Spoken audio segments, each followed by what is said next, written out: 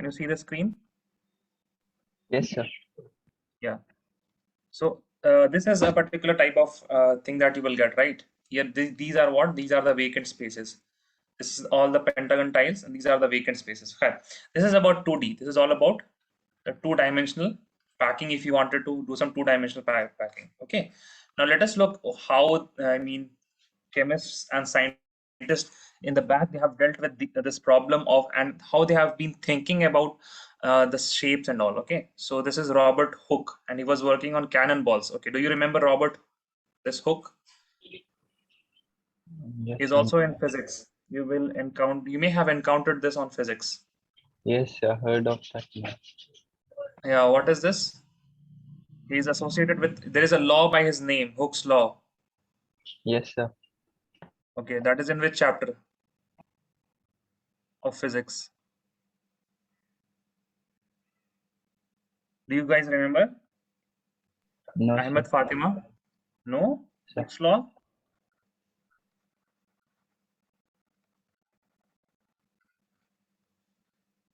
None of you remember?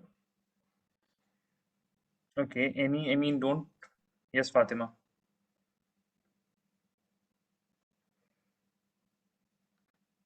If you have a body, if you have a kind of wall Sir, I and guess I know this.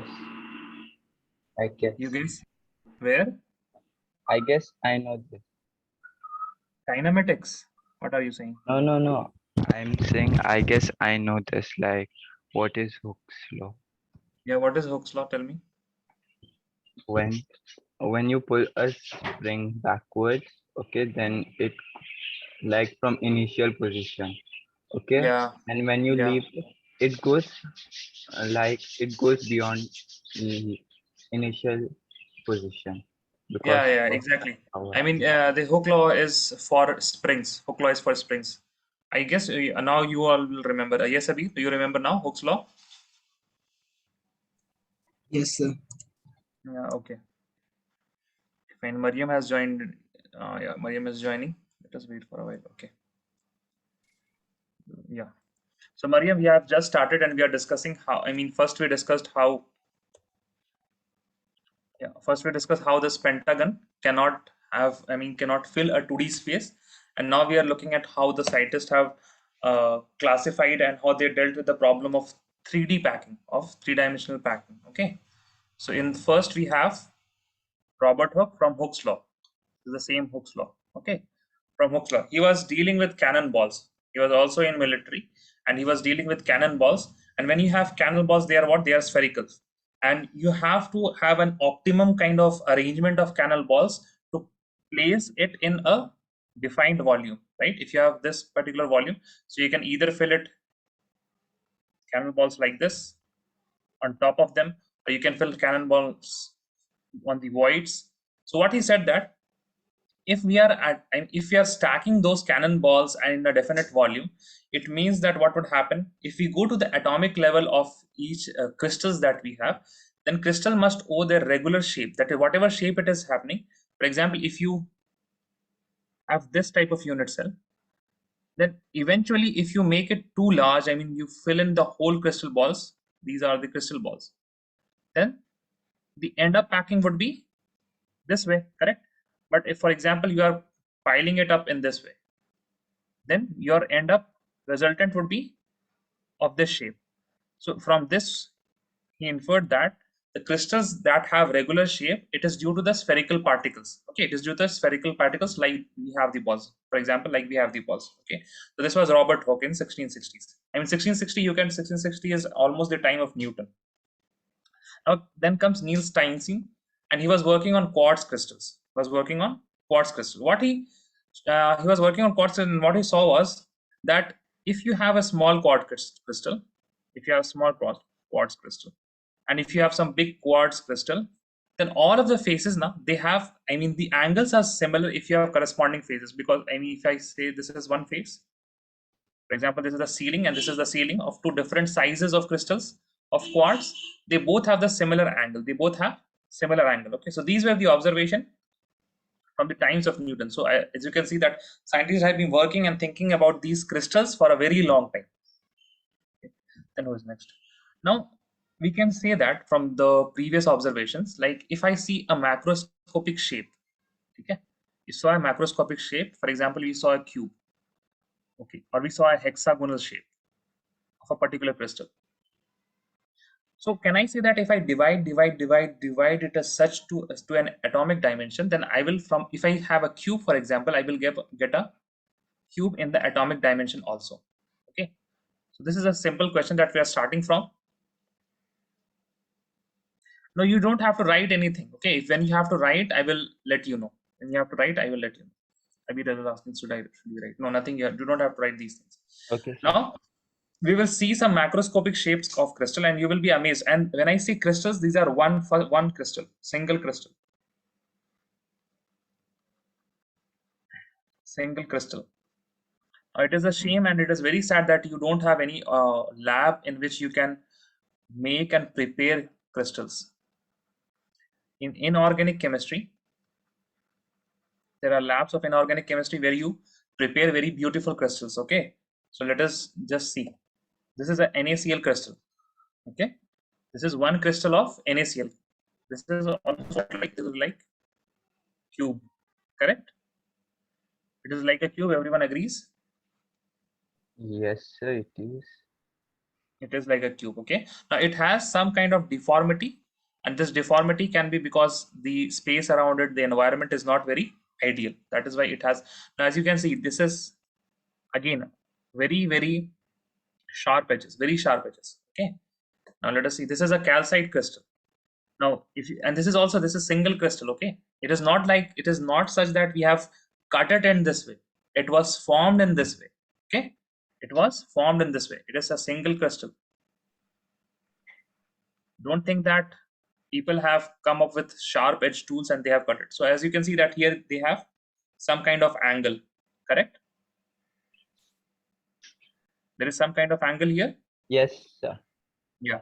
So I can also think that its unit cell would somewhat look like this, correct? I can infer this, right? Its unit cell would also something look like this, which has kind of a rhombus kind of a shape or parallelogram type of shape. Now, for example, see this beryl crystal, that is beryllium aluminum silicate. You can ignore this cyclo when you are pronouncing it. Now, in these are not very sharp edges, and these are deformities we say. These are deformed. Okay, and these can be deformed because now, if this is a naturally occurring crystal, then it may have some stones that would have rubbed it off. But you can see that almost all these three, they have some kind of similar shape. They have similar shape. And if you see this 1, 2, 3, you can see 3 sides here. There will be 3 sides in the back also, right? So it will make a what? Hexagonal, right? If I draw its shape, it would be hexagonal. So by this, I mean, we can see that there are many types of many different shapes of crystal that can be there in nature. Now comes Reinjust Hoy, and in 1781, he was working on the cleavage of calcite crystals. Now, when he used to break the calcite crystals, each and every broken pieces, they had the same, they had the same dimensions. You can say they have common shape to all shards. Shards mean when you break something, and those broken pieces are known as what? Shards. And all of them were rhombohedral. All of them were rhombohedral. Now he said that if it is a rhombohedral, that means if I make some 3D rhombohedral, this 3D rhombohedral can fill up the whole space. But for example, if I say that small cylinder, cylindrical shape cannot fill a 3D volume. Am I right? A cylindrical shape cannot fill 3D volume. Correct? Because there will be vacant spaces. If I have one cylinder here, another cylinder here, there will be vacant spaces. Okay. Now, when we have rhombohedral, you can fill rhombohedral in 3D, and you will get the end shape something which is bent, like we had for calcite. It will be bent, but it can fill the 3D space. He had this observation. Now he asked himself, can I do some and model something mathematically? For example, let us take some kind of angles and let us try different 3D shapes, 3D solid shapes, and let us model it mathematically, and let us see how many types of crystal systems can we make. Now after that, and he was like, how much, what is the maximum number of distinct shapes that we can, that can fill 3D space? Okay, so he was just looking for the number of the type of different crystals, 3D crystals that can fill the space. He came up with 7 distinct space filling volume elements. Okay, so for example, you have cube, you can have cuboid, and in cuboid you can have either, okay, let us see, I will show you all the shapes, don't worry about this. Okay, so 7 space filling volume elements. Now these volume elements, these are, we have called these as unit cells, correct? We have called this as unit cell. Now, when we see a unit cell of a crystal structure, they are characterized by 3 things: edges, which are A, B, and C, and they are also characterized by the angles between the edges. Now, this is alpha, okay, beta, and gamma, correct? So you have to now write this. The unit cell in 3-dimensional crystal structure, unit cell is characterized by edges A, B, C, and angles, that is alpha, beta, and gamma. So there are 6 parameters by which we will see. For example, if I say there is a crystal structure whose A is equal to B is equal to C, and alpha is equal to beta is equal to gamma is equal to 90 degree. That means, what is the shape? Can you tell me what is the shape here? Can you say that again? All the angles are equal. All the angles are equal, and all the angles are equal to 90 Cube. degree, and all the yeah. Cube So this is a cube. or cuboid?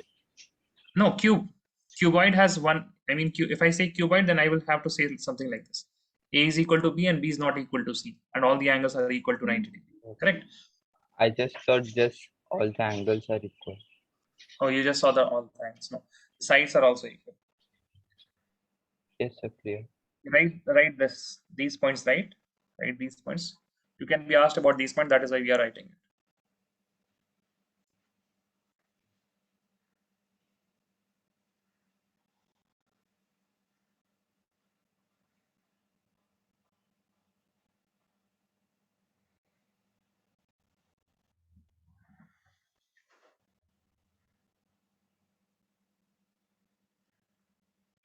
Up till now, up till here, these all things are imaginary. I mean, this guy here, that is Reen Just Hui, he mathematically proved that there can be only 7 distinct space filling volume elements. It means that he's not dealing with any atoms and any atoms or molecule or ions. He's just looking for the shapes which can fill a 3D space. Okay, he's just looking for cells, volume elements which can completely fill the 3D space. So he has come up with 7 different volume elements. Now another guy will come and he will insert different types of atoms and add different types of atoms or ions or molecules. Let me know when you are done writing this.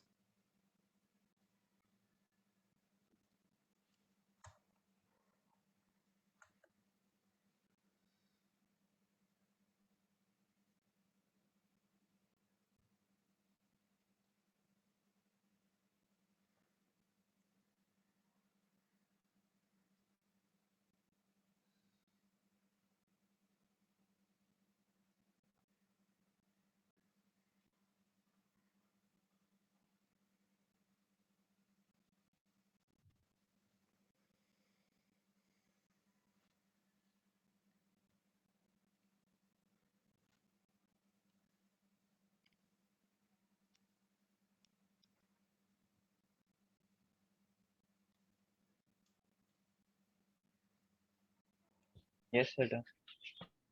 Okay, I'm waiting for others. Raise your hand when you are done, guys. Okay, Mariam is done, Ahmed is done, Fatima is done.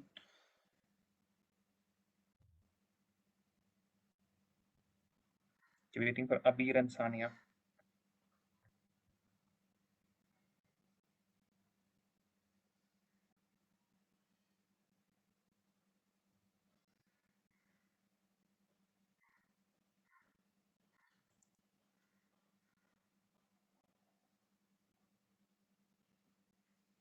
You can be directly asked how many parameters, what are the parameters of a unit cell in a crystal structure. So you have to write this slide, this complete slide. But if it is in 1 marks, then you just have to write 6 parameters A, B, C, which are the edge lengths, alpha, beta, and gamma. Okay, this is alpha, beta, and gamma. Okay, it is not A, B, or Y. This is not Y. This is gamma. And alpha, beta, and gamma, which are the angles. Also remember this one thing. This is also very important. Can you see this? Alpha is the angle between edge B and Can, C. yes, sir. Yeah. Okay, always remember this. So alpha is the angle between B and C. Beta, for example, if you have beta, then it will be angle between A and C. Gamma will be angle between A and A and B. okay. Remember this also. Now let us look at the crystal structures. Okay, crystal system, edge lengths, and axial angles. So we will first define the crystal system. That is the easiest one. That is cubic. Okay, that is cubic. Now cubic will have, okay, Ahmed, tell me all the edge length. A will be equal to B and B will be equal to C. Alpha will be equal to beta. Beta will be equal to gamma, which will be equal to 90 degrees. Correct? Now, just imagine you have a cube. Everyone, please imagine you have a cube and you stretched its length. You stretched its height. Okay? You stretched its height. Now, Mariam will tell me what will be the edge length. If you stretched one of its, if you just stretched its height, can you imagine that, Mariam? Yes, sir. Okay, so if you have this kind of cube here, and you held this part, and you lifted it up, and you stretched this length. So what will be this? This is A, this is B, this is A, this is B, and this portion, this here is here C. So what will be the edge length? Will A will be equal to B? Yes, but not equal to C. Yeah, A is equal to B is not equal to C. C. Did we change any angle? No. No. So alpha is equal to beta is equal to gamma is equal to 90 degrees. Now, this shape here, this is known as tetragonal. Tetragonal. How to remember this? Tetragonal has a, you remember tetragonal like this, correct? So as you can see, you are pulling this upward. So you can remember tetragonal as you have a cube and you lifted it upwards. Now, you can have another which is known as orthorhombic. In orthorhombic, what happens? We have stretched its height. Now we pull it apart, pull it wide. When we pull it wide, now A will not be equal to B. B will be not equal to C, but we have not changed the angles. So alpha will be equal to beta, this will be equal to gamma, and this will be equal to 90 degrees. Okay. So till now, what we have done? We have not changed any of its angle. We have not changed any of its angle. Now you remember calcite, right? You remember calcite. Now we can, from cube, what is the equivalent of cube if we don't have the angles equal to 90 degree? It is rhombus, correct? So rhombohedral.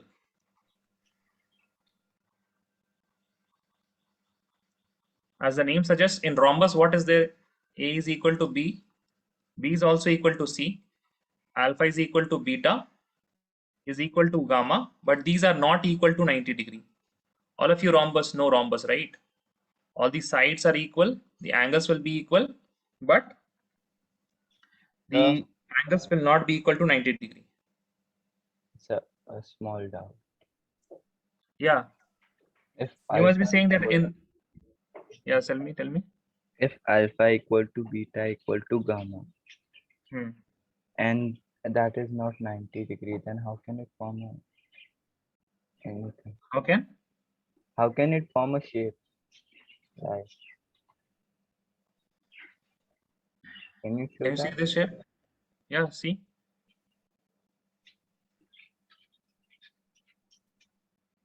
They are all equal. Yeah, see this shape now. Yes, sir, clear. Okay. So rhombohedral. So in rhombohedral we have, it is, you can imagine it as rhombus in which all the edge lengths are equal, the angles are equal, but it is not equal to 90 degree. Okay. Then you have monoclinic. Then you have, oh, wait a second, before monoclinic, let us do something that you all know.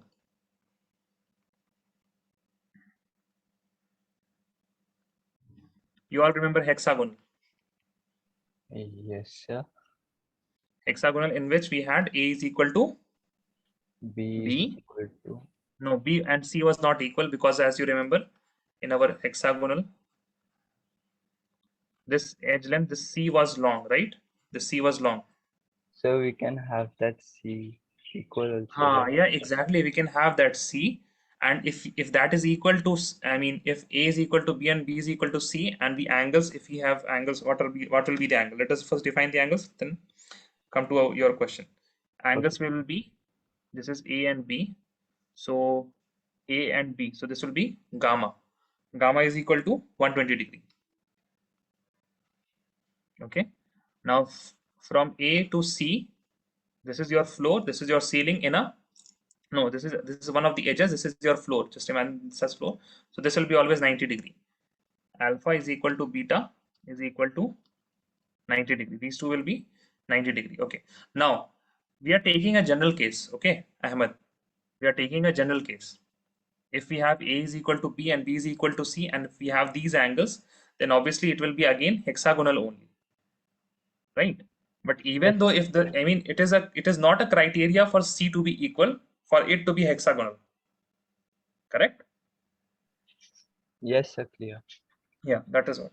Now there is one thing which is triclinic. Triclinic, it's not alpha, it is A. Just erase this. Yeah. Here nothing is equal. A is not equal to B, and B is not equal to C. Alpha is not equal to beta.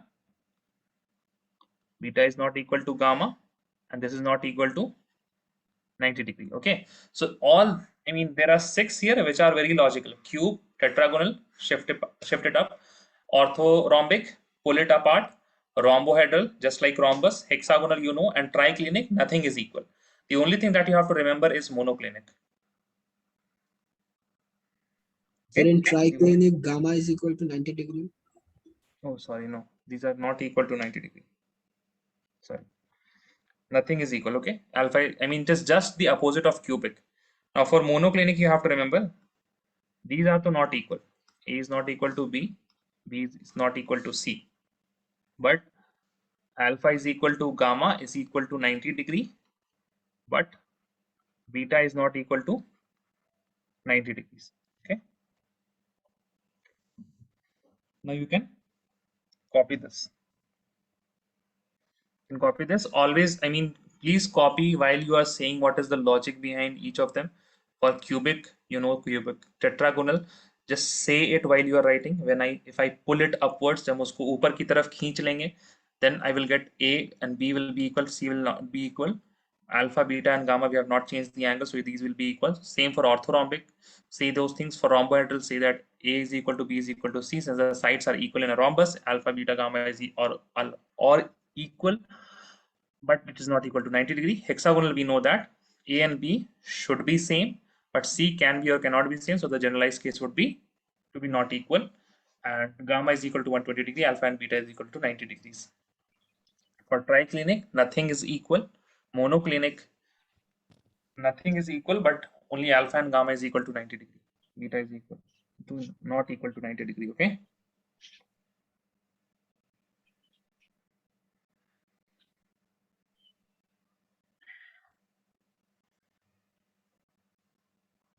Raise your hand when you are done. Okay, Mariam and Ahmed are done. Okay, Fatima is also done. Waiting for Sania and Abir.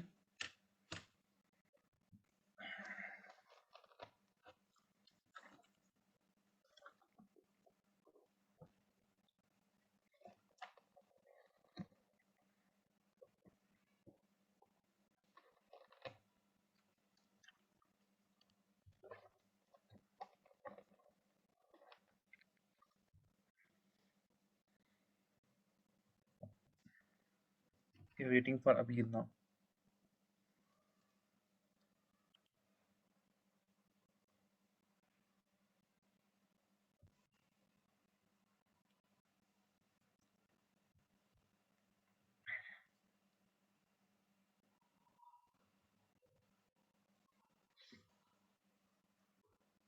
Do you have NCERTs with you? Yes, sir. Okay. Okay.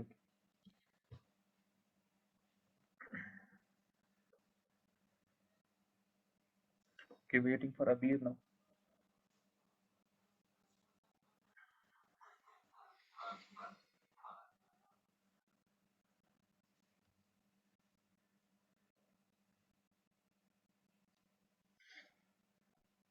Okay, Abir is also done. Now you can look at these. These are the crystal systems, right? These are the 7 crystal systems. I mean, if you have these 3D volume elements, you can fill in any 3D space. Okay, you can fill in any 3D space. Now, I mean, all these things are imaginary. We have not put any atoms here. Okay, what about atoms? If we put different atoms, okay, what will happen if we put different atoms in cube? Where can we put the atoms in cube? Can we put only in the corners, or we can put in the face center? What can we do in tetragonal? Where can we put the atoms to make a particular crystal lattice? So then came Auguste Bravais. This is known as Bravais, but it is pronounced as Bravais. I guess this is French. I don't know. Maybe it is. Yeah, it is French, I guess. Auguste Bravais, and he mathematically proved that there can be 14 distinct ways to arrange the points in space. To arrange the points in space. Okay. So what does it mean? Arrange the point in space. So if you had this cubical structure in cube, what can we make? In cube, we can make,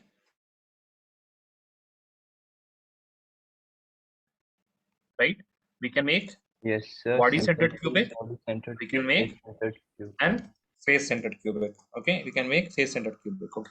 Now, when it is simple cubic, it is only in corners, so it is known as what? Primitive. You remember this, right?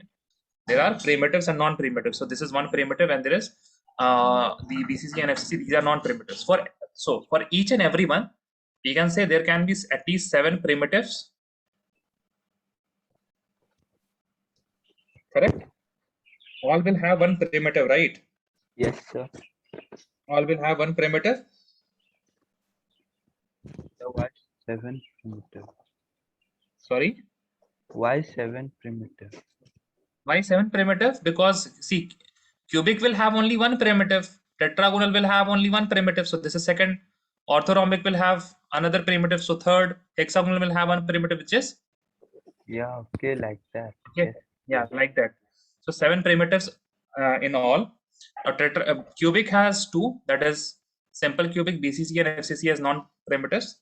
In tetragonal, there is only body-centered.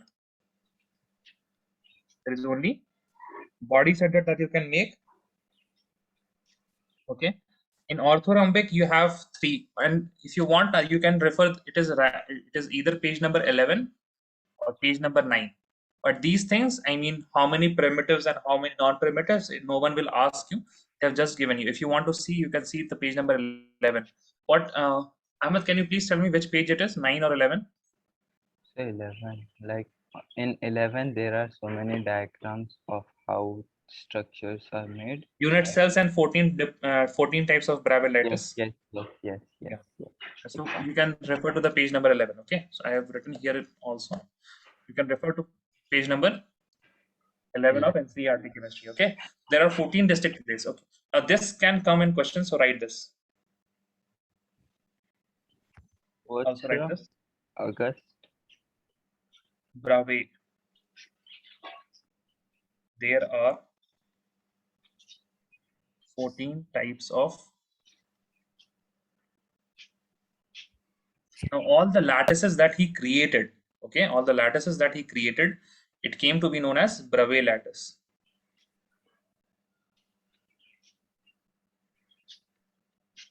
Okay, it came to be known as Bravais lattice.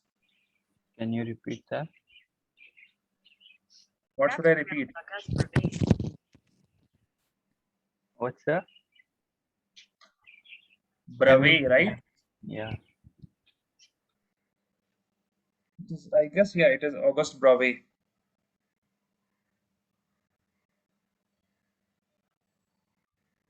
The S is silent.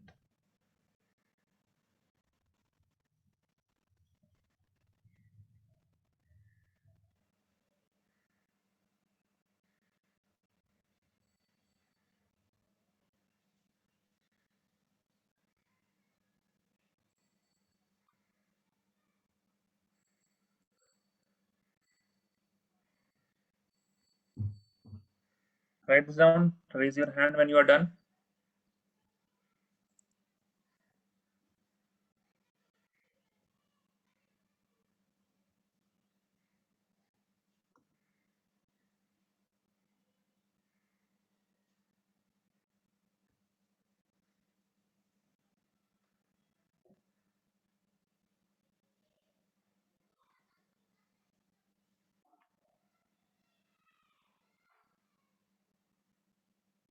Yes, sir. Done.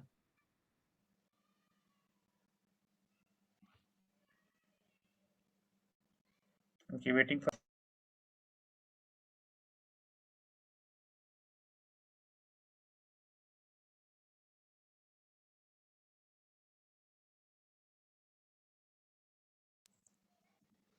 Okay, yeah, everyone is done. So you can be directly asked how many Bravais lattice are there. So you will directly answer what? Bravais lattice. Yeah, Bravais lattice. That was right. So there are 14 distinct ways. Now let us move on. Yeah. Now note this point. Whenever you say crystal lattice, what does it mean by crystal lattice? You can be asked what is a crystal lattice. So there are a few, 3 points in a crystal lattice. Write this point, then we will discuss it. Okay. Let us see here. First let us discuss it here. These are the unit cell that we had discussed. Now there can be different types of unit cell. Yes, sir. Okay. So in unit cell, as you can see, this is 1 point, this is 1 point, this is 1 point, and this is 1 point. All these sides are called what? Lattice Lattice. point.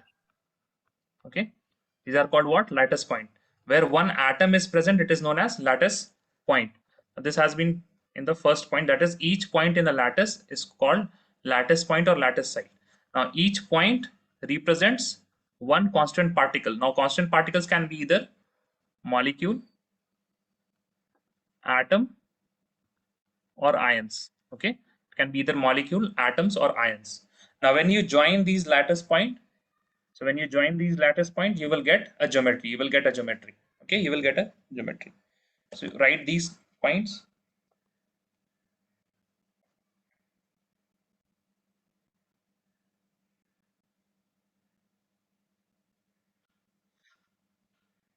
Characteristics of crystal lattice.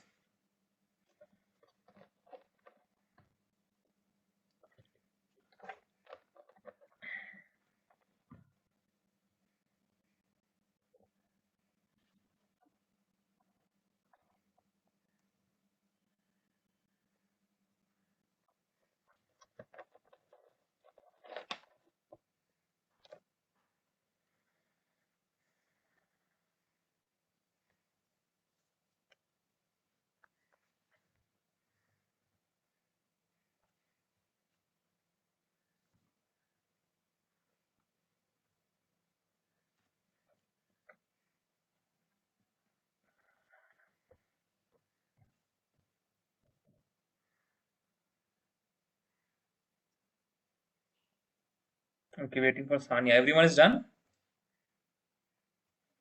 Yes, sir.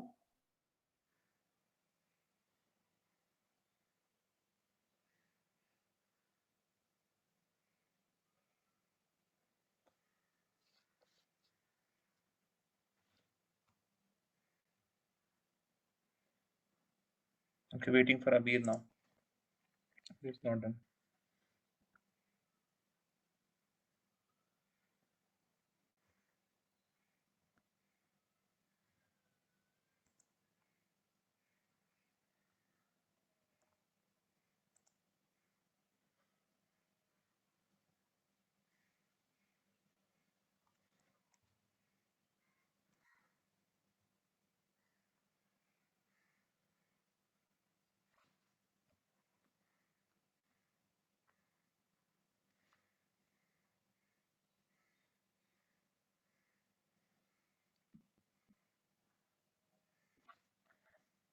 Okay, so everyone is done, and I have explained the next slide also.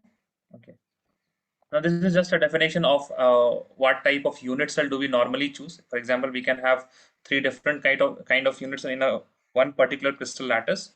So the one which is usually chosen has perpendicular sides.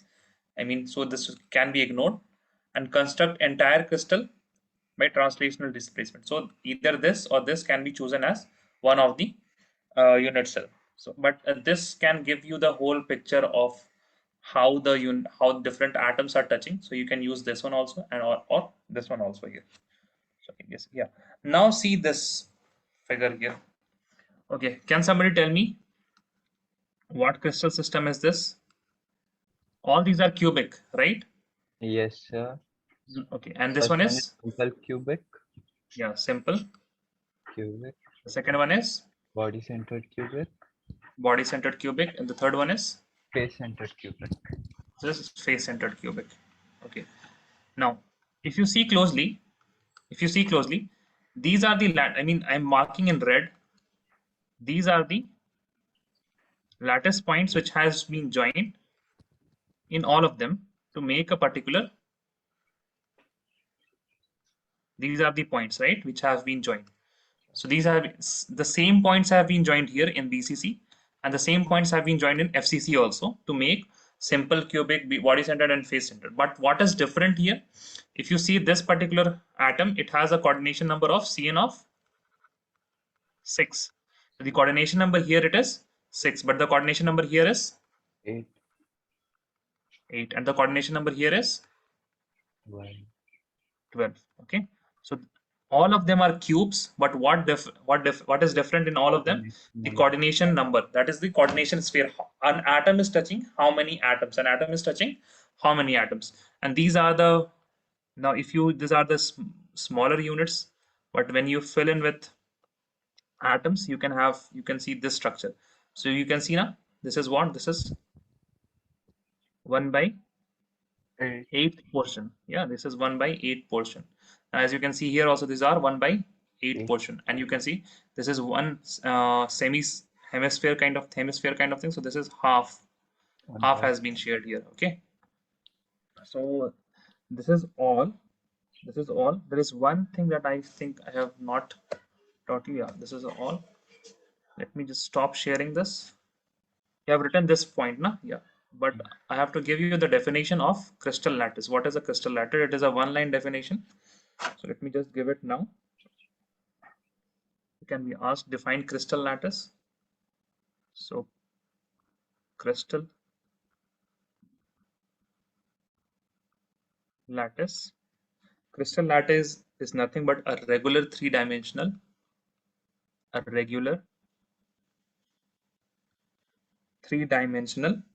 arrangement of points. Arrangement of points in space. That is one line definition. Define. You can write this. Crystal lattice is, what is a crystal lattice? You will say a regular. It is not a regular. It is a regular arrangement. Okay. Yes, sir. Regular 3D arrangement of points in space. That's it. The characteristics are more important. If you have to learn about crystal lattice, those characteristics, that each point is known as lattice point. Okay, and then when you have a lattice point, it represent constituent particles, either a molecular atom or ion, and when you join them, then it brings out the geometry of the lattice. Write this point. So see, according to your CBSE syllabus of this year, CBSE syllabus for the year 2021 and 22, we are done. Except the two questions that I have to discuss now. We are done. But the topics which are remaining now, are what? They are the, first is imperfections in solid. Okay, there are only two topics: imperfections or which we call as defect. And the second portion is electrical and magnetic properties.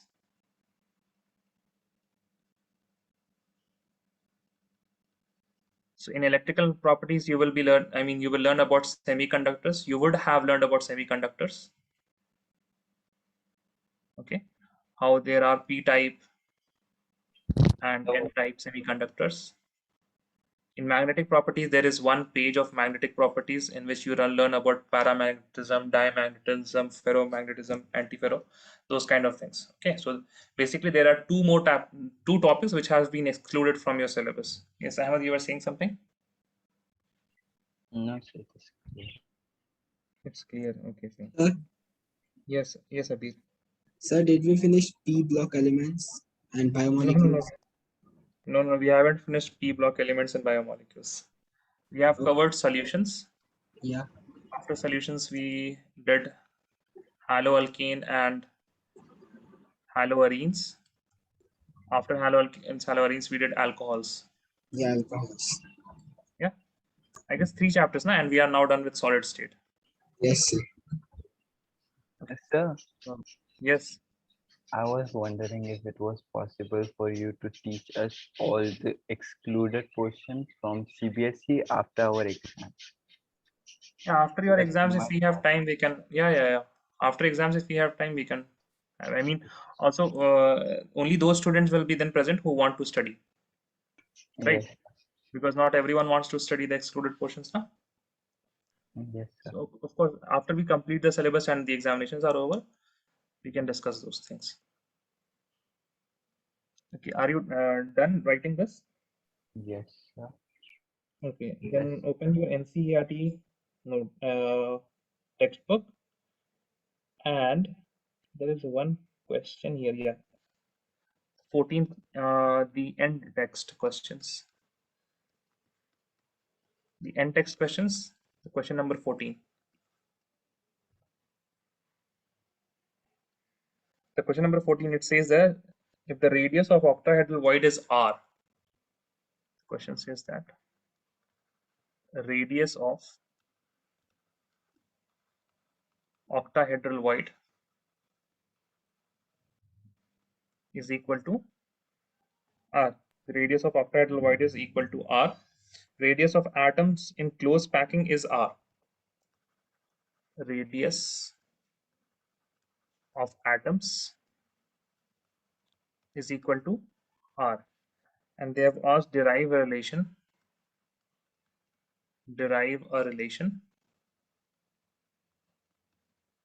between r and r. Okay, r and r. So octahedral void is made up of, you have 1, 2, 3, 4, one at top, one at below, and the void which is made here, this is octahedral void. But always remember that this is a picture in which all the atoms have been, it is all the atoms, the size of these atoms have been made small to show you the void, right? But originally octahedral void will be present something like this. Same size. They will be having Same size. yeah, same size. So I mean, yeah, obviously same size, and then one atom above, and then one atom below. Okay, one atom above and one atom below, all of them would be touching. Here these atoms are not touching, but in reality they will be touching. So I will give you the picture from where you can start. Now this in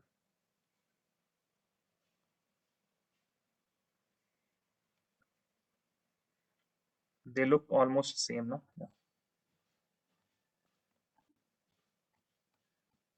Okay, I have to start from here.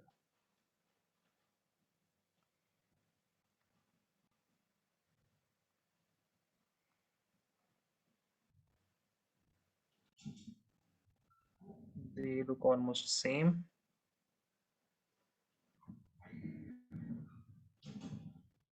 And yeah, so these are the 4 atoms which are making a part of octahedral void. Okay, these are 4 atoms which are making part of octahedral void. I guess this will be a bit larger. Now inside there is octahedral void. Let us see. Right, so this is your octahedral void. This is your octahedral void, and you have to derive a relationship between. Now we have to measure the distances, right? So this distance here till here it is r. What are capital R or small r, Mariam? Capital R or small r, Mariam? These are atoms, and this is void. Yes, so Mariam, this red one is capital R or small r? Capital. Yes, it is capital R, radius of atom. And then you have this will be smaller. Okay, this will be smaller. So you have to derive relationship between R and R. I'm giving you 1 minute, okay, and I'm giving you a hint that you will apply Pythagoras theorem. Try this out if you can get a relationship. Yes, sir, done. I guess. No. 1 minute. When I say relationship between the capital R and small r, so remember it would be something like small r is equal to 2 times capital R, 4 times capital R, root 3 by 2 times capital R, this type of thing. Okay.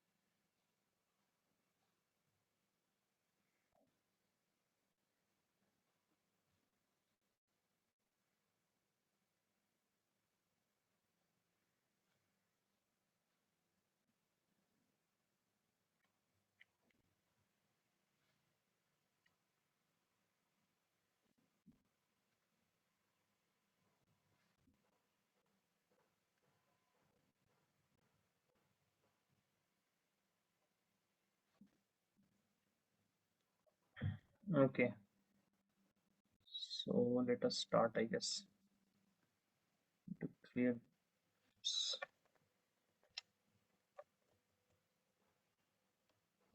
this, and I need to clear the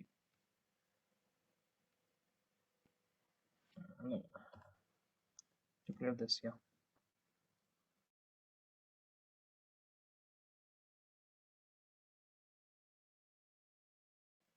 Green is fine. Yeah, green is fine. Starting from here, I'm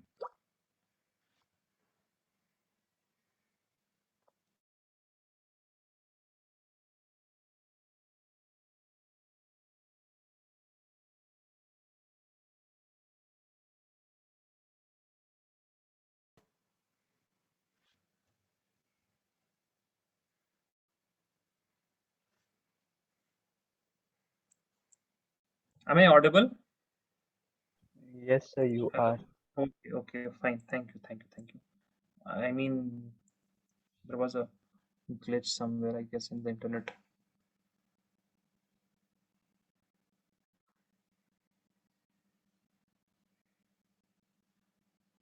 Okay, so can somebody tell me what will be this angle? This angle That would be will 90, be right? 90 degrees. Yeah, that will be 90 degree. So I'm labeling this triangle as A, B, and C. So this in 90 degree, I can say that AB square plus BC square, no, plus AC square. AB square plus AC square is equal to BC square, correct? Right. Yes, sir. Now AB square is equal to how much? AB square AB is square is equal equal to to R plus R plus R small plus small r r. whole square. Yeah. So this is equal to capital R plus small r whole square. This is equal to capital R Capital R plus plus small small r r whole square. whole square, and this is equal to 2R square. 2 2R capital R square. capital R whole square. Okay. Now, can I write this? This can be 2 times R Yes, plus R R whole. square is equal to 2R whole Square. square. Let me Yes, erase sir. these bits, get some space, and pull this a bit above. Okay. Yeah. Now what we can do here is, we can say that R plus R whole square is equal to 2R square by 2, Side correct? R square is equal to R square. What? What did you get? No. Uh, okay. So now we can root both sides. If I root here, it will be equal to R plus R, and this will be equal to 2R by root 2. Since this is in bracket, so the square will come apart, and the 2 is here without any square, so there will be root 2. There will be root 2, correct? Now what can I write here? Can I say this is equal to R plus R is equal to root 2R? Or rather, if I write it more right correctly, it will be equal to R root 2. Can I write this? Because this root 2 Yes, sir, you times can root write 2 that. is equal to 2. Now this is till here, R plus R is equal to R root 2. Now small r will be equal to what?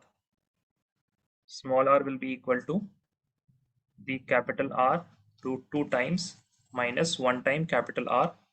What is the unit? I mean, what is the value of root 2? Root 2 is equal to 1.414 times R minus 1 times R is equal to how much? 0.414 times R. Okay. So this small r is equal to 0.414 times capital R. Okay. Copy this.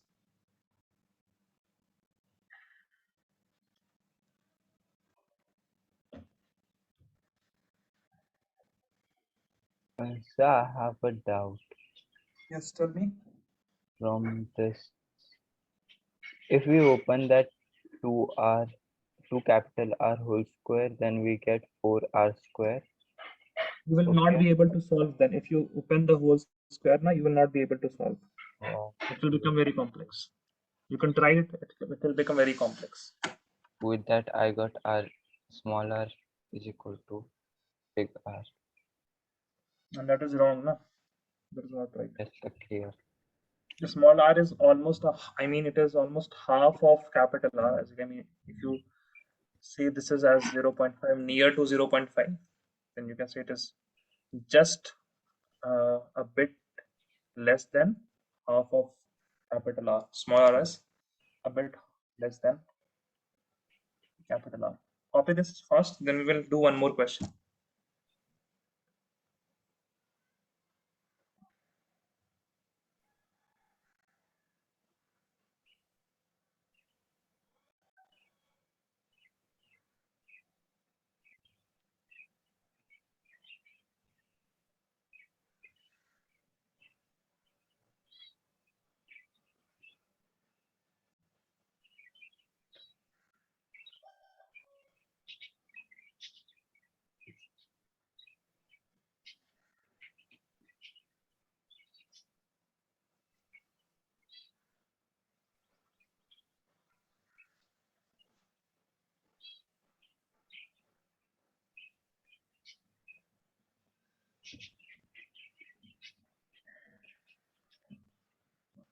Okay, so Ahmed and Abir are done. Abir, are you done? Yes, sir. Okay, Fatima, Mariam, and Sania. Okay, I was waiting for them. They are waiting for me. Okay. Yeah, they all were waiting for me. Okay. Next question. See question number 16. See question number 16. What is question number 16? It says that analysis show nickel oxide has formula of Ni 0.98. Nickel oxide has a formula nickel, and oxygen is nickel 1 and oxygen, okay, no, nickel is not 1, nickel is 0.98 and oxygen is 1. 0.98, oxygen is 1. They're asking what is the fraction of Ni2 plus? What is the fraction of Ni2 plus in nickel oxide, and what is the fraction of Ni3 plus? It means that in nickel oxide there are some atoms of Ni2 plus and there are some atoms of Ni3 plus. Okay, Mariam, tell me, if I have nickel 0.98 and oxygen 1, what does that mean for each? If I have for each, it does not say for each, for one oxygen atom, You need you need exactly 0.98 of nickel. how many? Yeah, we need 0.98 nickels. Okay, yes, Mariam, you will answer. If I have 100 oxygen, then how many nickels will I need? 100 into 0.98. That will be equal to, That will be equal to 98. 98. 98. 98 nickel. Okay, so we'll start with this. That for 98 nickel atoms, there are 100 oxygen atoms.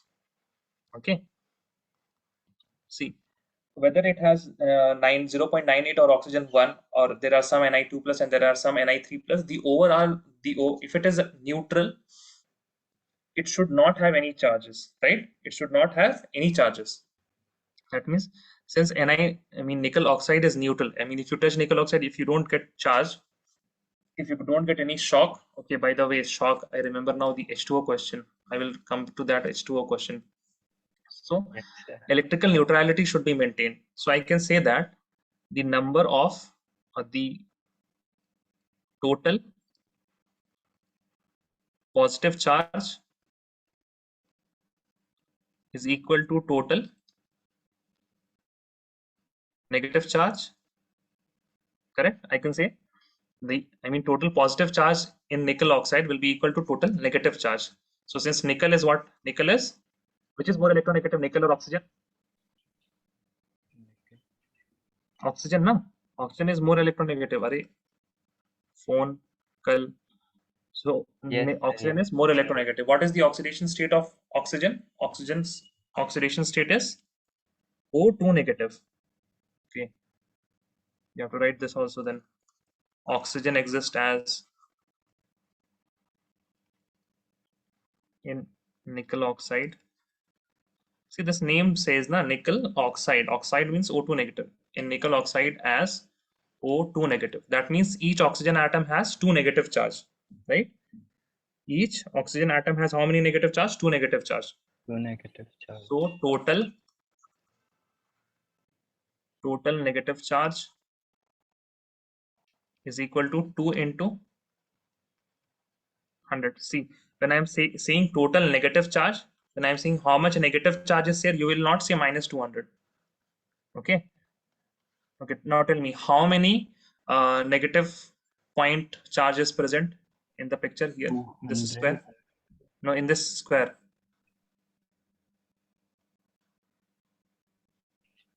Tell me how many negative charge did I make now here? 3. 3. You don't say negative 3. If I'm asking number, you will also always answer in number. So many a times people have this doubt that, sir, why not minus 200? It will be what? It will be equal to 2 into 100, because there is 200 total negative charge will be equal to 200. Now let number of Ni2 plus equal to x. So number of Ni3 plus will be, Fatima,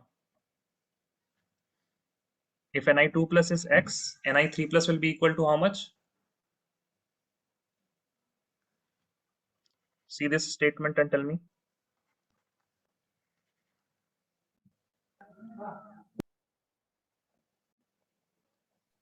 98 minus x. Are you Fatima? Fatima? Says she wasn't responding.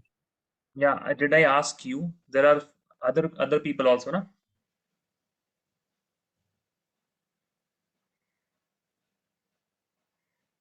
Fatima, if you don't know, please say don't know, na? Otherwise, I will be thinking that you are waiting for, or are you thinking something? Okay, I think I'm not audible to her. Okay, Mariam. Yes, sir. Okay, if I have x number of Ni2 plus, how much Ni3 plus would be there? X plus 1. Sorry, can you repeat that again? X plus 1. X plus 1. No. Okay, Abir, Yes, sir. how many Ni3 plus atoms will be there if I have Ni2 plus equal to x? X plus 1. Yeah. Again, no, it is not x plus. See, again, I'm saying, see this statement and tell me. See this statement, the first statement, and tell me. So they Sania, have lost their chance. Sir, can I say yeah, tell me. x plus 0.98? No, you are just now, I mean, tukka. That is nothing but a tukka. Okay. Now, it is very easy. I don't know why you guys, where your minds are. I am Yeah, saying I there are get hundreds. Yeah, I know you know. Yeah, there are 100 students, and I am saying there are, for example, let us say there are 50 boys. How many girls are there, Mariam? 50. No, I mean the correct way in your head it should be like this: 100 minus number of boys. Okay. Correct. So if I said x here, then how much girls should be there? 100 minus x. Yes. Now tell me from the statement, how many Ni3 plus? It will be X plus X plus. 3. Wow. Again, Sir, 100 minus x. 100. How many nickel atoms are there? 100 minus x. How many nickel atoms are there? Total nickel atoms. 98. If this is 98. 98 and I'm saying Ni2 plus is x and I'm asking Ni3 plus, was this a very hard question? No. Yeah. I'm again giving you hints like this is the statement. Then you are. I don't understand when you guys just. I mean तुक्का जिसे कहते हैं ना. When you just say anything, you see a number and you think that I will multiply, or either it will be division, or it will be addition, or it will be subtraction. You know these just 4 arithmetic operation and you answer everything in that way. Okay, so Ni3 plus will be 98 minus x. 98 minus x. Ni2 plus was x. Now let us move on to here.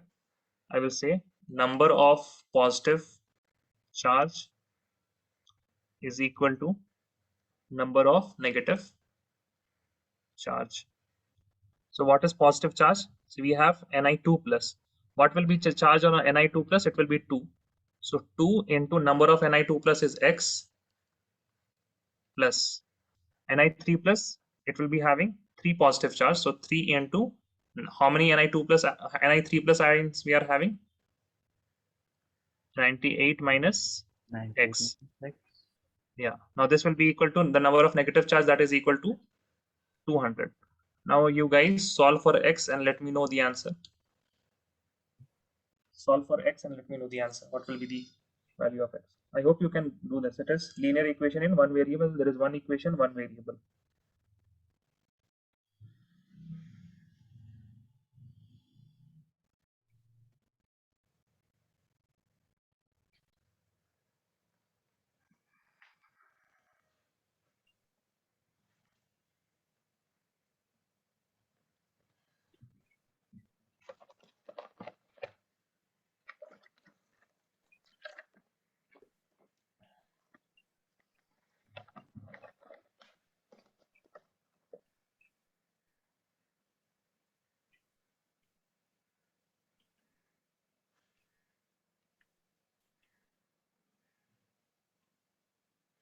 X is equal to 94. So Ni3 plus will be 4. Yeah, x is equal to 94. 94. Guys, if you are directly writing this, please solve it. Don't write it like directly here. This is x. So number of Ni3 plus will be 4. Ni2 plus is equal to 94. Number of Ni3 plus will be equal to 98 minus x, and x is equal to 94. So 98 minus 94, this is equal to 4. The question, they didn't ask the number of Ni2 plus atoms or Ni3 plus atoms. They have asked the fractions. So fraction of Ni2 plus is equal to number of Ni2 plus by divided by how many number of Ni2 plus atoms are there? 94. Total number of Ni atoms, nickel atoms, how much? 98. 98. Yeah, so this will be equal to how much? If you do this, this will be equal to approximately 0.96. Okay, equal to 0.96. Now you have fraction of Ni3 plus. So this will be equal to total number of Ni3 plus is 4, and total number of nickel atoms is equal to 98. This will be equal to how much? 0.4. Okay, so this is your answer. Fraction of Ni2 plus is 0.96, or even if you want to write percentage, you can write percentage as 96% of Ni2 plus, and it has 4% of Ni3 plus. Yeah, Yes, sir. copy this and you are done. Solid state, you are done. Now you have, this is Sunday, you have got Monday and Tuesday. If you look at the NCERT in-text questions, so most of them, the type of questions I would say that we have done already. Okay, and for example, if you get some questions which are of doping or of ferromagnetism, paramagnetism, defects, those questions are not in your examinations. Yeah, also the conductor, insulator, those questions are also not in your syllabus. What else? Yeah, Sir, semiconductors is not. 0.04, right? Yeah, 0.04. Now 0.4, 0.04. Yes, sir, done. Others, raise your hand when you are done.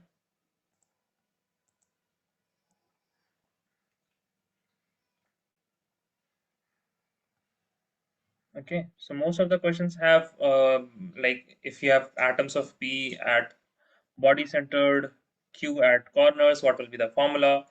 Then for bodies BCC structure, they have given you density. You have to calculate the atomic radius. Okay, so these questions, yeah, you can do these questions. See, from question number 11, 12 is easy. 13, 14 we have done. 15, 16 we have done. 17 is semiconductor. Then yeah, 18 is semiconductor. 19 is, yeah, now 19 we can do. Ferric oxide crystallizing hexagonal. The semiconductor is deleted portion. Yeah, semiconductor, it will come in electrical properties, na? Semiconductor comes in electrical properties. See the syllabus that you have. Let me pull up the syllabus. This is 2021, correct? Yeah.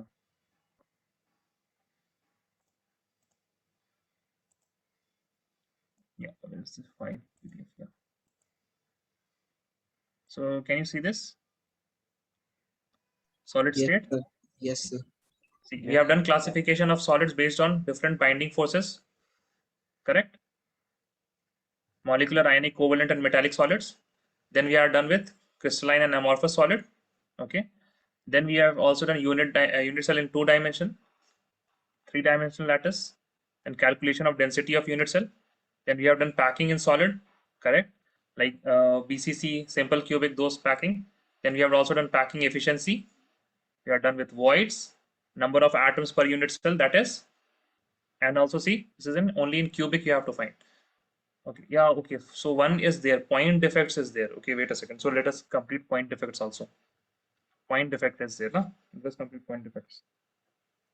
So semiconductor is not there. Point defect Sir, is there. can you scroll down for a bit? Yeah. No, up. Up. Yeah. So the marks one. Marks we don't have in here. You don't have marks. Marks there is another PDF in which you have. I mean, in which there is marks. Okay, sir. Yeah. Okay. Yes, sir. Point defects. Okay. Let us discuss point defects now.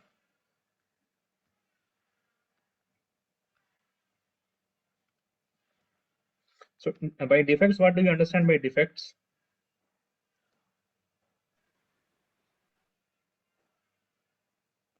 Yes.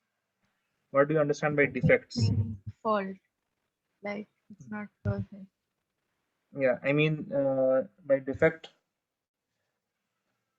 there is some kind of pattern, and after some kind of pattern, there is the pattern is now, what do we say? The pattern is when the pattern is broken, we can say there is a defect, correct?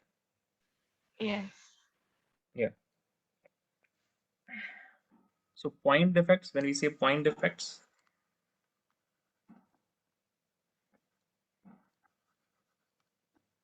first things that we should understand its definition. Point defects. You got an elementary idea in which you have some kind of pattern, and when the pattern is broken, we get point defects. Okay. So point defects are, we can say, there are irregularities, right? There is some kind of ideal arrangement, and in that ideal arrangement, we will have some irregularity or some deviation from that ideal arrangement. Okay. So these are nothing but these are irregularities or deviations, irregularity or deviations from what? From ideal arrangement, from ideal arrangement. Now, ideal arrangement of what? Ideal arrangement. What did we arrange in crystal lattice? What is crystal lattice? It is the arrangement of 3D arrangement of what? Arre. See your notes and tell me crystal lattice. It is arrangement of what? Crystal lattice is an arrangement of lattice point. Lattice. Yeah, lattice point. It is a 3D arrangement of lattice point. So there will be a deviation from the ideal arrangement of points. And what does those points? What do they represent? Point or constituent particle. Yes, sir.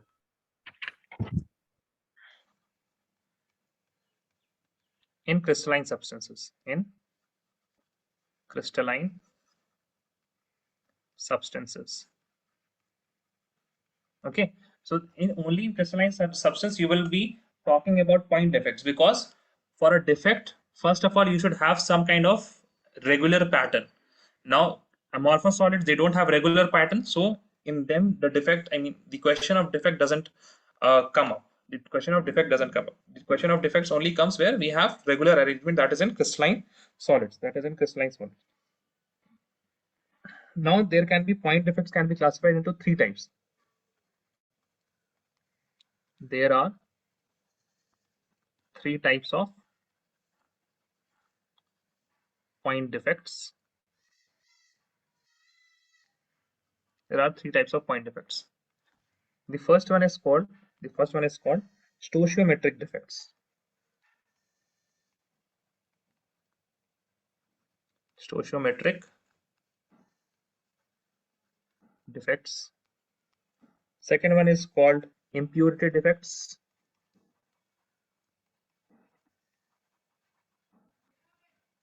And the last, that is third one, is known as non-stoichiometric defects.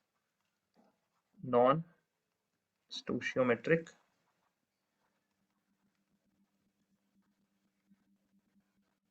defects. Okay. Write these points. Let me know when you are done by raising your hand.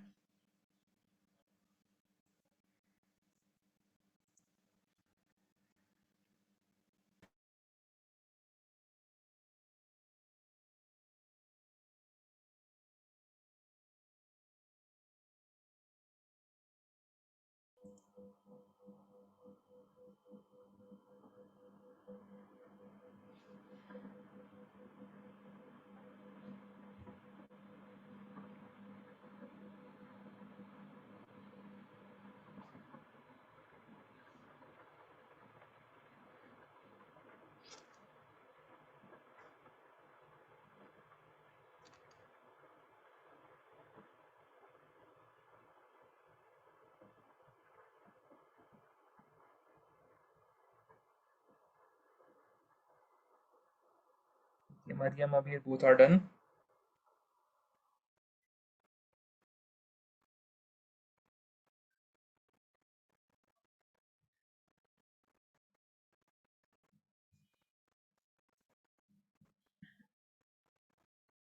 Okay, everyone is done.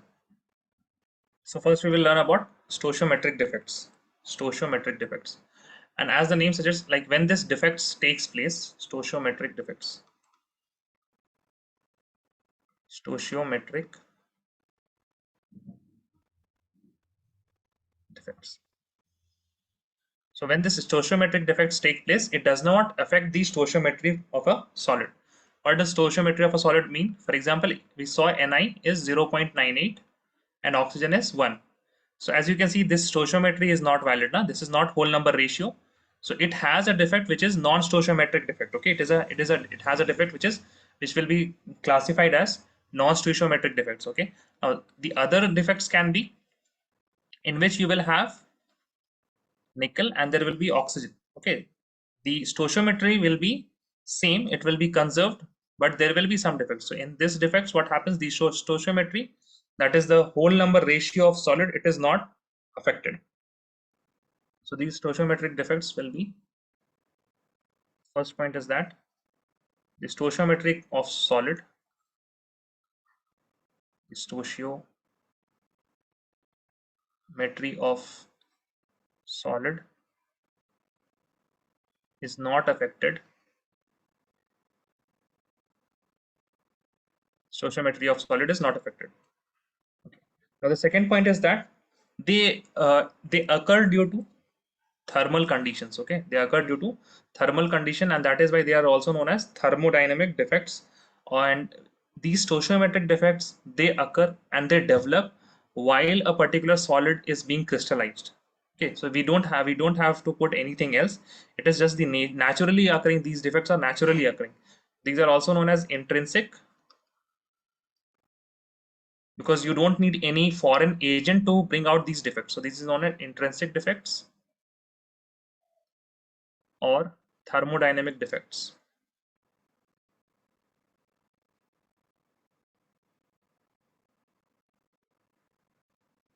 Okay, these are known as intrinsic defects or thermodynamic defects. Now these stoichiometric defects can be of, again, two types. These can be of two types. Okay, these can be of two types. What are these two types? The first one is known as, the first one of stoichiometric defect is known as vacancy defect. It is known as vacancy defect. It is known as vacancy defects. A vacancy defect, it is when we have a ionic solid. When we have ionic solid. Okay, this is for ionic solid. What is vacancy defect? Let us have a particular crystal lattice in 2D. So this is your, okay, let us take some different color. Yeah, black is fine. Okay, now in here you have some atoms like this.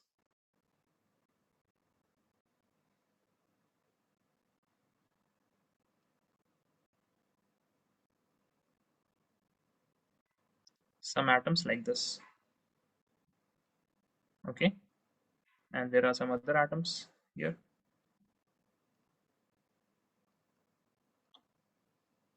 So this was the ideal arrangement, right? This was the ideal arrangement. Okay. Okay, did I see a okay, no, wait a second. This is for non-ionics, rather this is for non-ionics. Ionic one has different name. Okay. It has similar type of defect, vacancy type of only, but this is for non-ionic solid. Now what will happen in vacancy defect? See, this is a regular arrangement, but for example, this particular atom, while the solid was developing, this particular atom, it got vacant. There is no atom now here. So this is now a vacant space. This is now a vacant space. And this is known as vacancy defect, right? This is known as vacancy defect. Easy. So you will define this as when some of the, for example, if you want to set up a unit cell, I will think of this as a lattice point, but this lattice point here, it does not have any atom. Okay, so when some of the lattice point or sites, lattice point or lattice sites in the crystal are vacant, in the crystal are vacant, vacancy defect arises. Okay, vacancy defect arises. So this is what, this is your vacancy defect. The same, this vacancy defect can be also shown by ionic solid. For ionic solid, this is known as Frankel defect.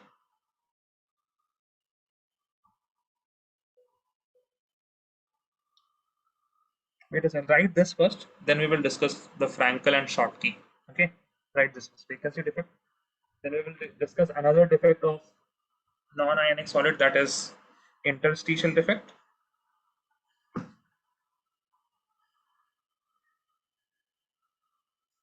Write this vacancy defect.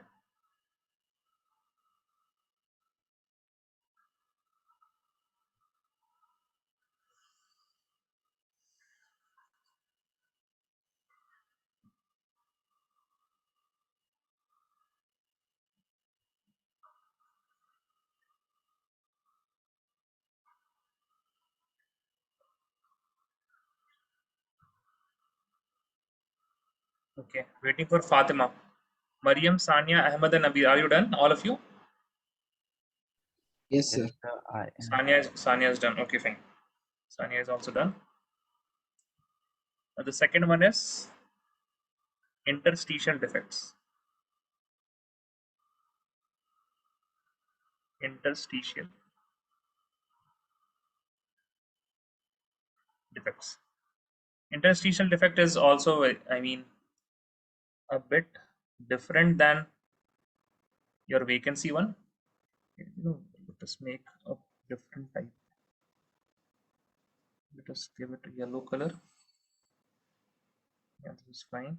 Then we can have some red atoms, which are, yeah, 1, 2, 3, 4. Fine. Let's have another 1, 2, 3, 4.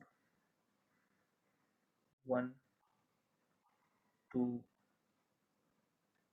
3, 4. Obviously, I mean, the shapes and size, these are not equal. It should be equal ideally. But here, what does happen in interstitial defect? You will get some atoms where there should be no atom. For example, if you get an atom here or an atom here. Now, these sites previously, these sites were what? These sites were what? These sites were interstitial sites. Correct? The void site. These sites are what? Interstitial site. Interstitial. Correct? Or what we say as voids. Right? What we say as void. Now, when these are occupied by atoms, we say that there are interstitial defects. We say there are interstitial defects. So we can define interstitial defect as how? We can define interstitial defect as when some of the constituent particle,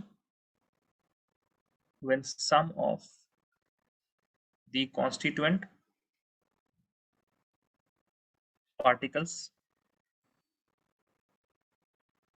when some of the constituent particles, what happens to them? Some of the constituent particles occupy the interstitial site. The interstitial sites. Then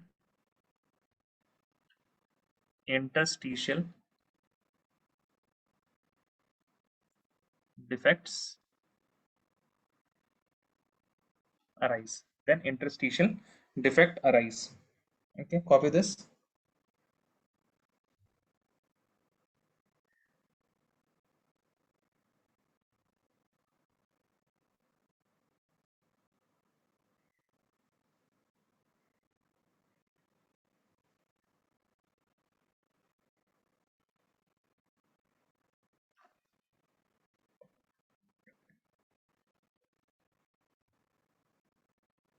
Yes, sir.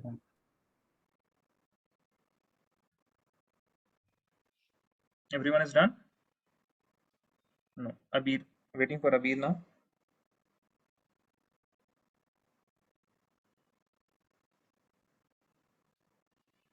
Okay, Sanya is done.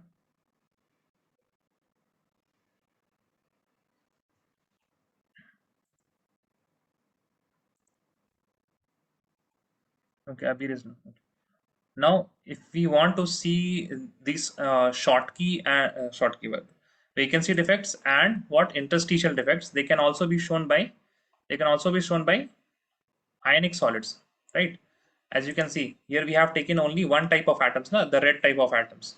There is also again there is only red type of atoms. So these same defects, that is vacancy defect and what your interstitial defect, they can be shown by solids also. So, but for solid, these are ionic solid. These are known as the one that is what vacancy defect is known as Schottky. The spelling is SCHOTTKY, Schottky defect, and the interstitial one is known as Frankel. Okay, so definition will be almost similar, but I have to make photo, and I don't want to make that photo here. You can see this NCERT photo. Let me share here. Can you see this? Yes, sir, we can. Yes. Okay. So here you can see that in this structure, in the first structure here, can you see this vacant space? Yes, sir, we can. So can you tell me this? What will be the charge here? I mean, if there was an atom present, what would It be the would have charge? been positive. Positive. Positive charge, right? Now what happened? This positive charge dislocated and it went here. Okay. Okay, and in general, you can say that negative charge are larger in size, and positive charges are smaller in size. Why? Because, for example, NaCl, correct? You know that Na will have what? Small size. Chlorine will have large size. Why? Because this is 2p, this is 3p, correct? This is second period element, this is third period element. It will be having large size. So generally, when you have a cation, it has smaller size also, because if it is positively charged, it shrinks. When you get a positive charge, it shrinks. Okay. So this here, can we say that this positive charge got frank? It got very much frank with people. Can we say that it got frank? And So it what went does out of its space and occupied the interstitial site here. Okay, so see, it is occupying an interstitial site, and it is known as Frankel defect. So you can remember that when it went frank, it became Frankel defect. And see here, there should be a positive charge here. There should be a what should be the charge here in that this would atom? be Negative. Negative, right? That would be negative. So as you can see, there is one positive charge which has been short. I mean, as you can see also, there are no other, I mean, you cannot locate this positive charge anywhere else. All the interstitial sites, they don't have any atom. Also, you can see here that there should be a negative charge here, which is vacant now. There should be a positive charge, which is vacant now. So this Schottky, you can say that the positive and negative. Always remember, when you have Schottky defect in an ionic solid, the number of positive charge to be vacant and number of negative charge vacant will be equal. The number of positive charge, the number of negative charge. both will be equally vacant. If there are two positive vacant side, there will be two negative vacant side. Then only it can be stoichiometrically equal. Then only it can be stoichiometrically equal. Here we have two positive and two negative signs which are vacant. So did you understand both of these things? The Frankel and Schottky? Yes, Guys? sir. Yes? Yes, Okay. sir. And Well, in also Frankel, positive Frankel, charges are more. positive charges? Are more. No, there are no more positive charge. The positive charge has been just dislocated. It should be here, correct? Okay, sir. But it went here. Okay. So this is just like interstitial side, interstitial defect that we just saw. It's like interstitial defect. Yes, sir. So these are same. See, the Frankel defects are also known as interstitial defects, but only these are for, and these are Frankel and Schottky. These have been defined for what? Ionic solids. These have been defined for ionic solids, Frankel and Schottky. The next one also see here. Now, don't worry. See this structure now. Okay, see this structure. What should be this? Na. This is Cl. Sodium. This is chloride. Okay. Then what is this? Sodium. This is chloride. What should be here? Sodium. Sodium. But what is present here? Sr2 plus. If you don't know the name, strontium, say Sr2 plus. What is present here? Sr2 plus strontium. Sr2 plus. Okay, this is Sr2 plus. There is, then again there is chlorine, and then the others are sodium, chloride. Then again there is now vacant. What should be here? Sodium. Yeah, sodium should be here. But why sodium is not here? Sodium is not here because it has to maintain electrical neutrality. Okay, it has to maintain electrical neutrality. Now see, when strontium came, just imagine that if I say I'm erasing this part. Okay, here it was. Now I'm saying that sodium plus was present here and sodium plus was also present here. Now if you equate the charges, there will be equal charges of positive and negative charges and will be equal now. But when I added one impurity of Sr2 plus, okay, when I added impurity of Sr2 plus, always remember that I am giving how much charges? Two positive charges. Okay, Yes, sir. I'm giving two positive charges. Now if I give two positive charges, what will happen? One will be One of the Sr2 plus will get to the Na plus site, and other sodium ion should have to vacate it because it is coming with two positive charges. So two positive charges should also leave. So when one Sr2 plus comes, then two Na one plus ion sodium leaves. leave. Okay, and out of the two, one of the Na2 plus ions place is Yes. occupied by Sr2 plus. One of the sodium plus ions is vacant. One of the sodium plus is vacant. Now this will be happening only if I add some impurity. Only if I add some impurity. And this is the case when we have impurity defects. When we have impurity defects. Okay, did you understand? This is most important. When one Sr2 plus comes in, two sodium plus should leave. Okay. Yes, sir. Yeah, somebody is asking something. No, sir. No. Okay. So Sir, see, somebody till was impurity asking defect. something. Yeah. Again, please a bit loudly.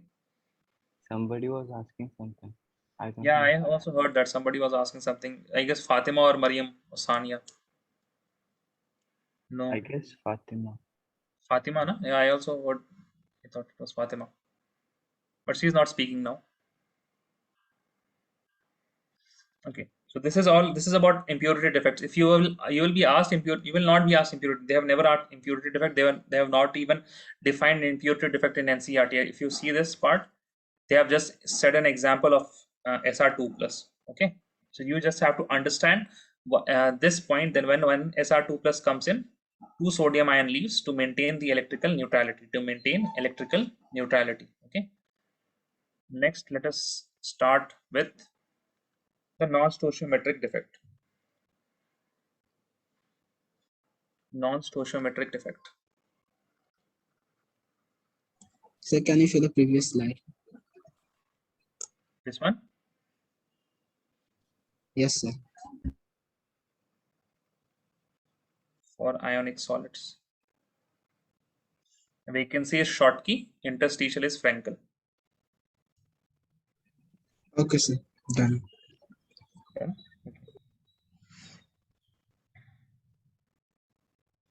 Non-stoichiometric defects. Okay, so non-stoichiometric defect, these are when you have those defects. For example, we had Ni 0.98 and oxygen in this. The stoichiometry has not been maintained after the defect. Okay, stoichiometry have not been maintained after the defect. The first point here will be stoichiometry is disturbed. Stoichiometry Sir, we of don't have solid. a definition for impurity defect. Impurity defect, you just have an example. You don't have any definition. You can have a definition like this. You can write it just down. Impurity defect.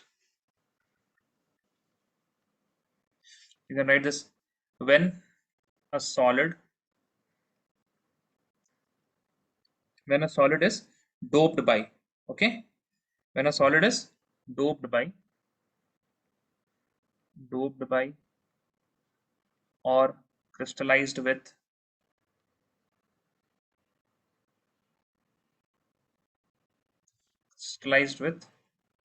little amount of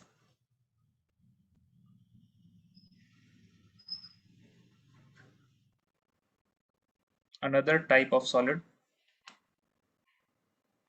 You can write another solid, then impurity defect arises.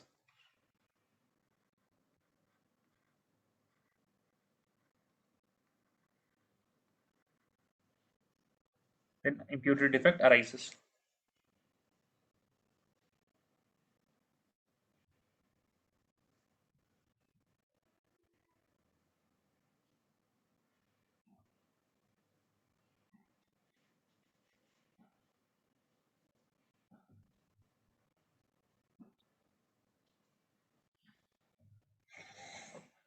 Write this down.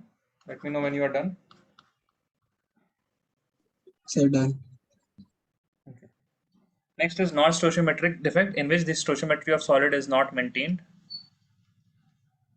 or rather I should write it is disturbed.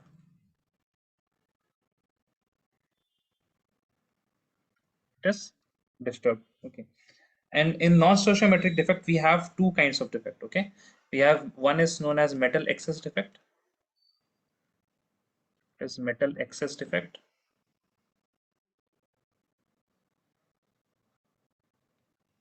Okay, now metal excess defect, it can be due to, see, metal excess, what does this mean? There are more positive charges, right? Metal is what, if you have any metal, it will be due to what? Metal will be more, so it has more metal. So metal, there can be more metal by two cases. We can have more positive charge if we have anionic vacancies. So the first one is metal excess due to anionic vacancies.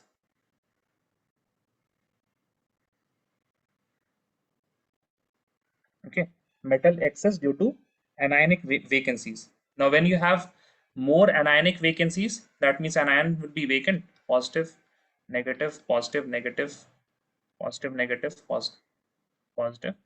Here you will be negative, positive, negative, positive, and here you had a vacant space, and then you have here positive, negative. So this is now vacant space, and due to this vacant space, what is happening? Due to this vacant space, there is more metal and less of, and more metal means more positive charge. More metal means more positive charge. Okay, I guess I need to show you a picture here of that.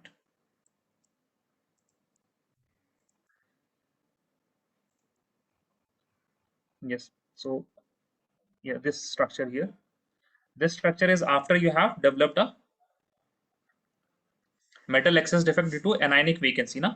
So this should be an ion. But now since there is no ion here, what is occupying this space? This space.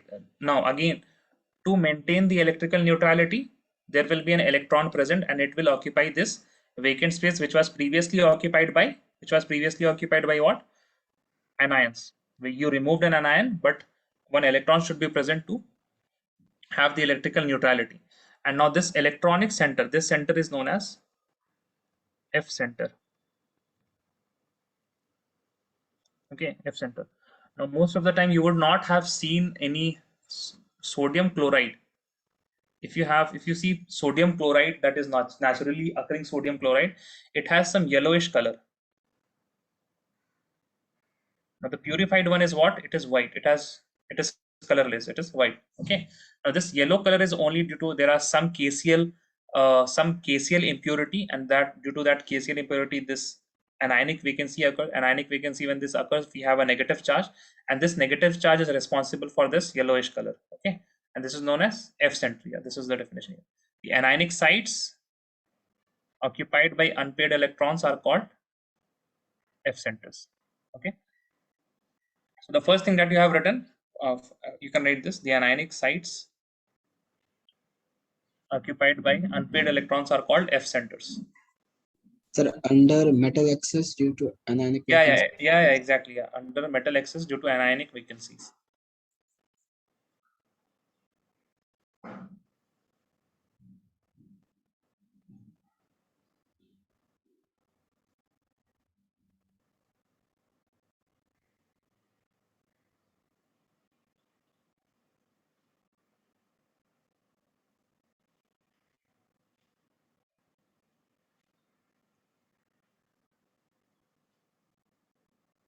Done?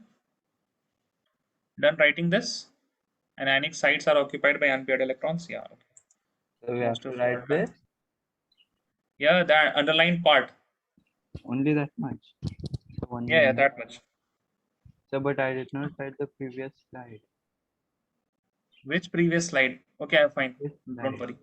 I will write. All of you understood this part, na? Let This me F center write part.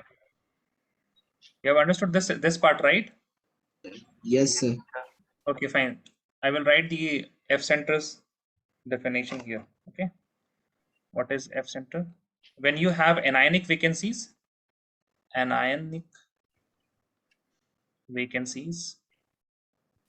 are occupied by electrons to maintain electrical neutrality.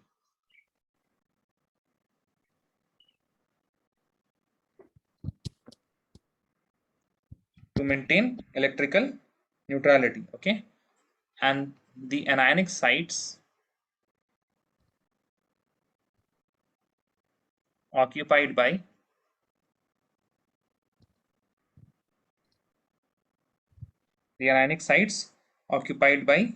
electrons are called what? Are called F centers. Are called F centers, okay? Are known as F centers. This is about metal excess defect.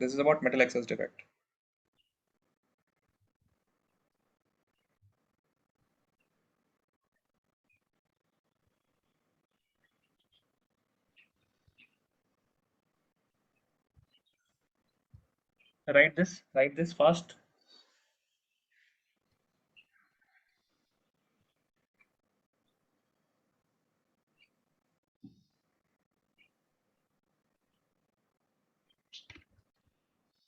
Yes, sir, this is done. Can Done? you take that textbook page? What do you have to write from textbook? That underline one. Yeah, this is the underlined one I have written here. Yeah, क्या have to done? Yes, sir. The anionic sites. This one is done now, na? Everyone is done. Okay. Yes, sir. Yes, sir. Okay, fine. Next we have metal excess. Now there is one way to produce metal excess by having an ionic vacancy. This is vacant site of an ion. Or rather, what you can do, you can have positive, negative, positive, negative, negative, positive, negative, positive, positive, negative, positive, negative, and you add a positive charge in the interstitial site. Okay. Now, when you add a positive charge in the interstitial site, again the positive charge will be higher. That means there are more metals. That means there are more metals, and this is known as metal excess due to presence of extra cation. Again, metal excess defect. This is B, I guess, written E na. So this will be B. Metal excess due to extra cations. Metal excess due to extra cations. One example that you have been given is when you have ZnO and you heat this. Okay, and you heat this, then you get Zn 2 plus half O2, okay, plus 2 electron. So what happens to this half O2? O2 is what? Oxygen. It will be oxygen, and it gets it gets in the atmosphere. It leaves the solid. Now when you heat this ZnO, some of its Zn will go and make Zn2 plus, and it becomes ZnO is white. On heating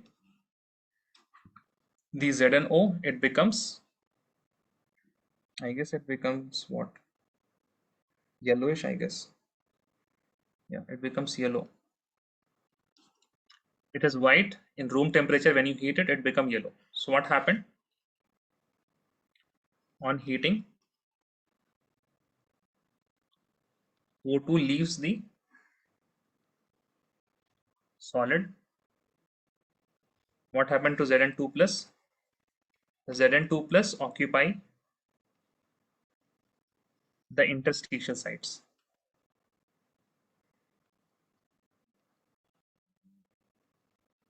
Okay, they occupy what? They occupy the interstitial sites. And see this neighboring electrons can also not go to atmosphere, right? So the sites and the electrons occupy neighboring. What is the spelling of neighbor? NEIGHBOUR. Neighboring.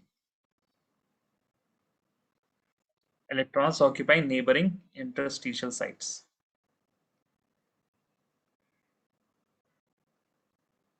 Okay. Write this down. Yes. Metal excess due to extra cations. ZnO plus heat.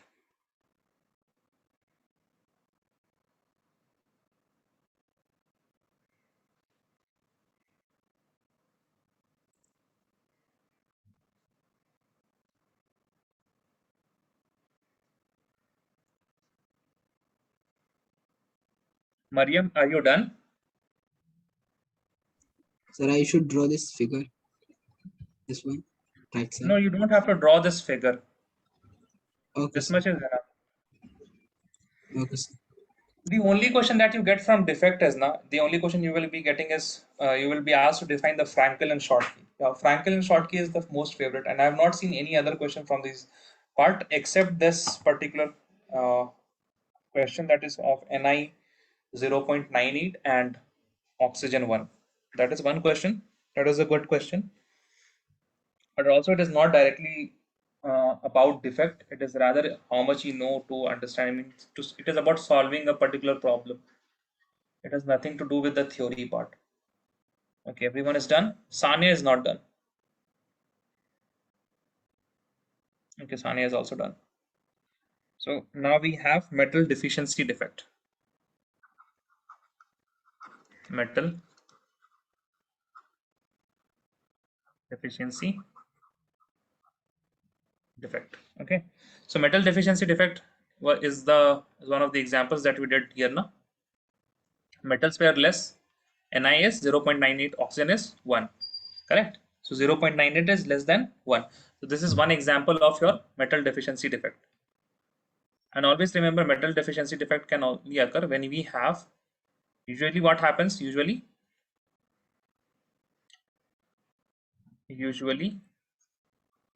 metals of d orbital can have multiple oxidation state. They can have multiple oxidation state, right? So when a metal shows two or more different oxidation state in a solid, then metal deficiency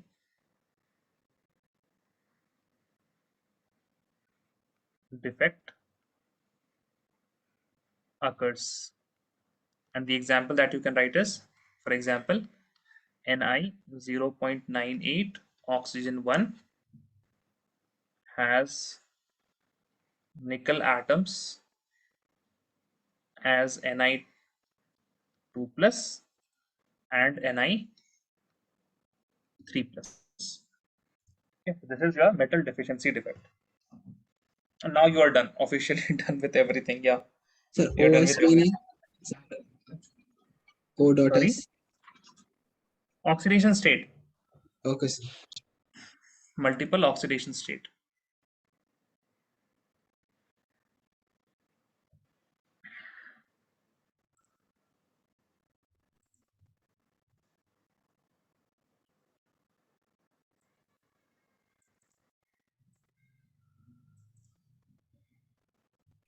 So it's Ni, right?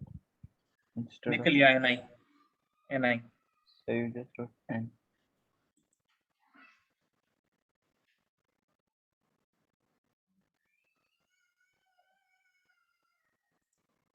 So we will start p block elements in the Yes, next class. yes, sir. Okay, fine. So p block elements in your next class. P block elements is very descriptive. Okay, it is very descriptive. It has nothing descriptive in the sense you will be just given many information, and there will very less logical parts would be there. Most of the things you would be asked to memorize. By heart. Yeah. So group, yeah, 13 14 would have been done in your previous standard, that is in 11th standard, right? 13 and 14 group must have been done, so we will start with 15. I mean, the 12th standard, it start with group 15 elements. Okay, sir. Okay. Before group 15, we will learn a bit. I mean, we will revise some things about chemical bonding also, and electronic configurations, etc. Then we can start with group 15 elements. Okay, sir. It is a big chapter. It will take some time. So let us see how it goes. The P block elements, don't worry. I mean, there will be many equations that you have to, but I will give you some tricks to remember those equations also. Okay. By the way, regarding that one, yeah, one more thing. Does what? Those 7 crystal systems now, you can also remember it in this way. You can also remember it in this way. You can remember it like this: chrome, T, P, H. This is cubic, Rhombus, rhombohedral, octahedral, orthorhombic. orthorhombic, monorhombic. This is monoclinic. This is triclinic. This is tetragonal. No, this is, Triclinic, yeah, this is tetragonal. tetragonal, Yeah, tetragonal. This is hexagonal. Yes, sir. Okay, so it is chrome, T, P, H. Then you write it like this. I have to make a line here.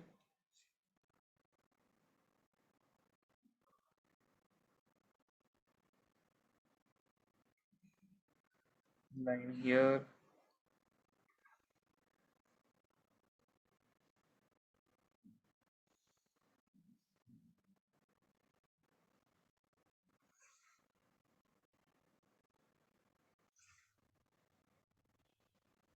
Yes, and I have to write the ABCs here.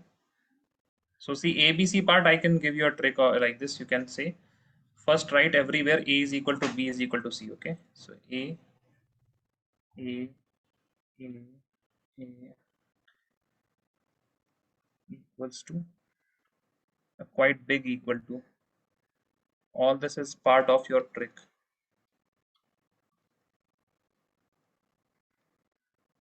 Then write B everywhere.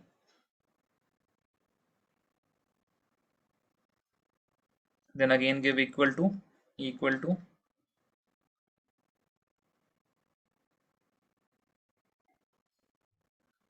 Equal to. Okay. Now tell me how many. Okay, here also na A is equal to B is equal to. Now I have to write C everywhere. Yeah, I forgot C. Now, Abhi, tell me how many crystal systems are there? These crystal systems, how many are there? 7. 7. Okay. So you have to make a figure of 7 and you have to leave these two and leave the above two. Okay. Leave these two and leave the above two and you will start like this.